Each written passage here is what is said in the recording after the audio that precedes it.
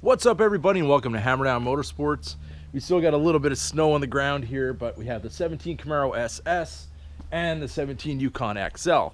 Now, I would be taking the Camaro out today, but there still is a bit of salt on the roads, and it's going to rain on Tuesday. So on Wednesday, we should be out in the Camaro, so I'm very much looking forward to that.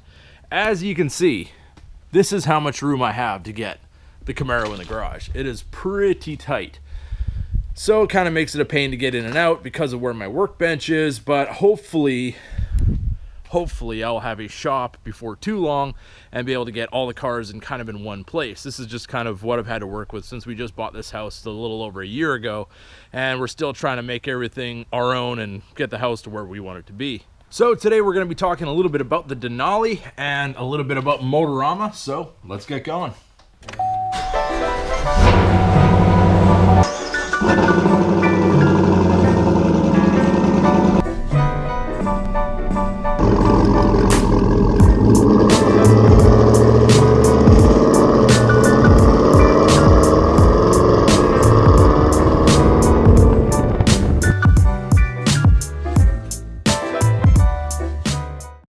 Alright, everybody, we are running a little bit of a better sound setup right now. I've got my lapel mic on, so hopefully that gives you guys a little bit better sound quality than just having the GoPro in the car. But I guess we're trying new things, trying to step up the game a little bit. So what we're going to do today, we're going to head over to Ford and we're going to see if we can park next to one of the new Expeditions and just kind of make a side-by-side comparison and basically give me your opinion of what you think Denali versus the Expedition. So speaking a little bit about brand loyalty, if I had to say I was one or the other, I would probably say I'm a GM/Mopar guy because I still love my Mopars, but I definitely have owned probably more GM products than anything else. And all in all, I just like the way they look. I like the engine choices that they have and option lists, and some things that are exclusive to GM, like OnStar, is something that I really do like. And also the ability to be able to track where the car is really keeps a wife from calling me all the time wondering where I am. She just goes on the app, goes and checks out, oh yeah, okay, he's on his way home, don't need to bother calling him, it's all good. You know, it's just something that I really do like about the GMs. It's also a safety thing. If you're ever in an accident and you're unable to communicate, OnStar is going to take over. I know the other manufacturers are coming out with similar products now, but OnStar for me, it's been around a long time and it's really helpful, especially with the GPS. I'm not really a tech savvy person necessarily, and just to be able to call a person and say, hey, I want to go to the nearest gas station or a car wash or anything in a place that I've never been before, and they'll just look it up for you and say, which one do you want? And you make your choice and they'll put it right into your GPS, and it's a pretty impressive system. So I just wanted to take a minute and thank all you guys out there for 6,000 subscribers. That has absolutely blown my mind. It's been about a year since I started the channel, and the growth that has happened within that has been absolutely mind-blowing to me, and I really appreciate all you guys out there for your support. Drop your comments in the comments section. Always a great way to interact with you guys, and I really like to know your opinions one way or the other. And YouTube for me has been a really great experience. This also brings us to the subject of YouTube kind of changing the rules for the smaller channels and making the minimums a little bit higher. I don't think it's all a bad thing. I know there's some people out there that are pretty upset about it, and you know, they've been working hard, they're just not getting the subscribers right away. But the fact is, I mean, there's been channels that have gotten 30,000 subscribers within a month, and my channel took about a year to get 6,000. That's not necessarily anything to do with the quality of the content or whatever. It's a lot to do with being the viral video or getting creator suggested by YouTube. And sometimes certain subjects are a little more diluted, and it's not like you can get put the first one on the list and, you know, get 40,000, 50,000 views in one day like some people do. So you just basically got to learn the game. You got to learn how to tag correctly, learn how to do proper thumbnails. And I mean, I am still learning that. I'm not in any way an expert whatsoever when it comes to YouTube. I just kind of turn on the camera and go and do my thing and hope for the best and hope that people enjoy the content. I'm pretty excited to continue in 2018 and bring you guys a whole new level of entertainment. Always be stepping up the game. Like that's another thing I gotta say, you know, always think of new things to put out and try to be creative and try to get your voice out there, because that's one thing that really took a while for me, was to actually feel comfortable getting in front of the camera and just speaking, because at first you're a little nervous. You know, all these people are out there and they're all gonna probably judge you for any mistake you might make or any comment you make that maybe they don't agree with, or maybe your information is incorrect or any of those kinds of things. So just basically get in front of the camera and just do it and see what happens. It's really kind of all I can tell you. By all means, I am no big YouTuber or anything like that, and I hope my channel will grow to that point at someday. If you're out there, you got a small channel, you want to get it done, just go out there, do you, and eventually people will catch on and your view counts will go up, your subscribers will go up, and the monetization and all that kind of stuff will come in time. That should not be your primary focus when doing YouTube. Okay, this is the normal Ford dealership that I normally go to just for any Ford parts for my business or whatever, and it seems that they have every model except the Expedition. And as I was searching through other inventories of other local dealers, it seems that they don't have any either. So I did end up finding a dealership that has one. So let's cross our fingers and hope that it's outside so we can do the side-by-side comparison, but I guess we're gonna have to wait and see. So in the domestic market, with Ford and GM being the only ones making a full-size SUV, I had a choice between an EcoBoost and a 6.2 liter V8, and I had to go with the 6.2 V8. I mean, it's just, you can't get any more American than a V8, and I know that they had good intentions with the 6-cylinder. I know it makes power numbers that are comparable to V8s they've made, but at the same time, I've heard this from so many people, it's just not a V8. And I think that actually kind of hurt the Raptor a lot too, because people are waiting for them to come out with a V8 model. They don't necessarily want the EcoBoost, even though it's making over 400 horsepower and I'm sure it gets up and goes pretty well. It just doesn't have that sound that you want from an aggressive vehicle.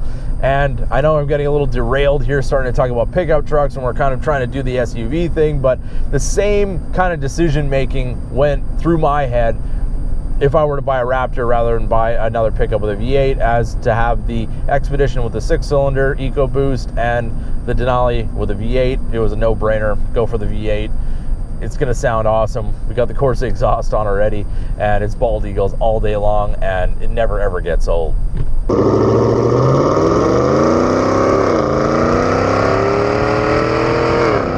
All right, here we are at New Holland Ford, and fingers crossed whether they have the Expedition outside.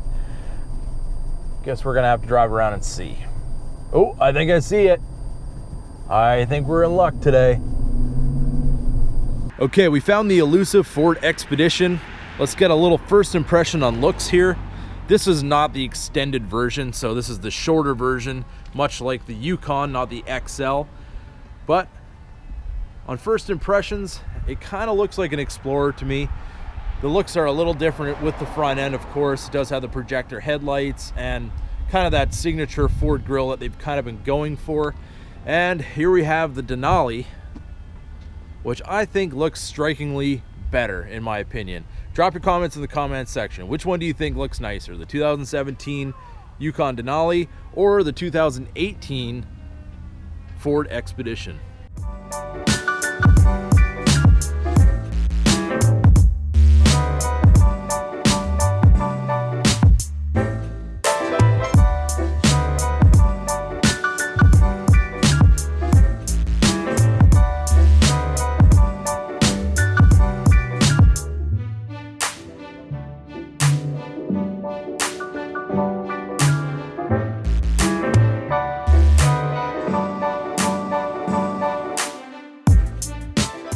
All right, so we have the walk around. Let's check the window sticker. I've got my window sticker right here. Let's see what we got for price. Now, base price, we're looking at somewhere around $71,665. Keep in mind, this is the extended version, so on the Ford, it's gonna be a little bit more money for the longer one. And fully equipped, we are at $82,210. Now, of course, nobody ever pays sticker price when you first buy a vehicle, unless you're buying one that's like just came out and there's no room to move as far as the dealer goes. But I think we ended up somewhere in the lower 70s, somewhere around 75, and then plus tax and everything else, you end up around the 80 mark. So on the window sticker of this Ford Expedition, we are at, I don't know if you guys can see that in there, but we are just a shade under $70,000. Now, for a vehicle that looks like this, Do you think this is $70,000? Let me know. Drop your comments in the comments section. 70 grand, 80 grand. But I'm pretty sure that you're gonna add on pretty close to 10 grand once you get into the extended version of this. This is a limited, so keep in mind this is pretty comparable to the Denali package. So one thing I did mention before, you do have a low beam projector HID light in the Denali. But the one thing I did not like is the incandescent high beam. Now it looks like on the Ford, we have a very similar issue. We have our projector HID, and then we have an incandescent high beam. Now it's 2018, we're paying almost $80,000 for these things. Let's get LEDs or HIDs, high and low beam. So now we've seen the exterior, let's compare interiors a little bit. We've got on the Denali, we've got the wood trim, which looks really nice, really kind of draws everything together. We've got the aluminum accenting, we've got leather on the dash, we've got the really nice jet black GM seats with heated air conditioned seats in the front and heated middle row. We've got lots of leather pointed touches inside here with nice white stitching. Also in the middle here, my iPhone does not work for this, but it does have wireless charging if you have a wireless charging case or an Android or something that is compatible with that. Very nice feature. We've got Denali stitched in the headrests. Now let's go on to the middle row. Of course, we do have the baby seats in here. And this is kind of the reason why I went with buckets in the middle, because on my Durango, I was unable to reach the third row because I had a bench in the middle, and with the child seats, you're unable to fold them forward. So this gives you lots of room. You're able to get in and walk through to the third row, and you can keep that up all the time. Now in the back, I have all kinds of stuff in here right now, but you have tons of room back here. There's no problem trying to get everything in here with your third row up. That is why I wanted this. I do have a fire extinguisher, so the next time I see anybody with a car fire, I might be able to take care of that firsthand. I know a lot of people are like, you should have one of those in the car, so I took your advice and there it is.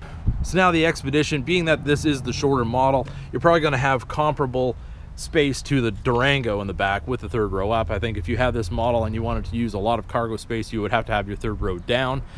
And interior wise, this thing actually has a very nice interior, but it has white leather. And now anybody who's had kids or getting in and out of the vehicle and keeping white leather clean is not going to be an easy feat.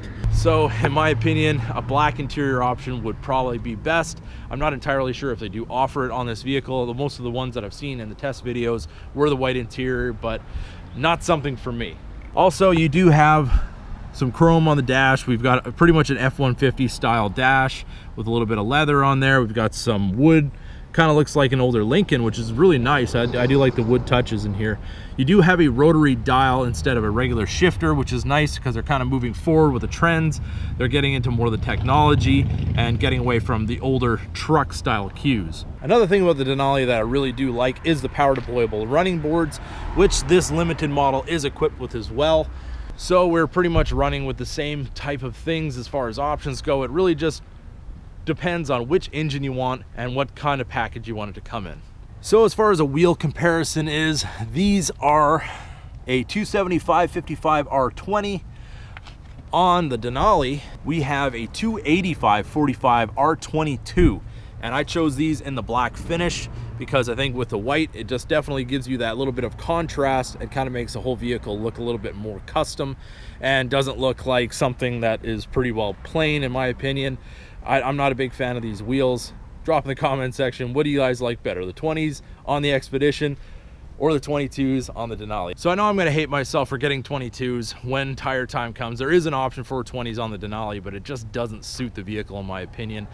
And yeah, 22s are gonna cost me some money, but either way, you gotta pay if you wanna have that kind of look. So now let's take a look at the roof line on the Denali really quick, because that is where these two vehicles really differ in my opinion. We've got just your standard roof rails where you're able to put accessories if you want to put a roof rack on and all that kind of good thing.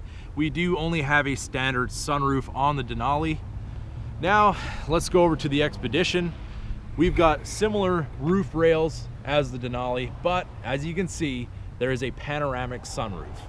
Now, the panoramic sunroof would be a pretty nice option to have on the Denali. I think it would take it to the next level as far as being a little bit more modern and giving it kind of more that open feel on the inside, because with the black leather interior, it kind of does feel a little bit dark inside there, which I don't necessarily mind because I drive a Camaro, which is basically a bat cave.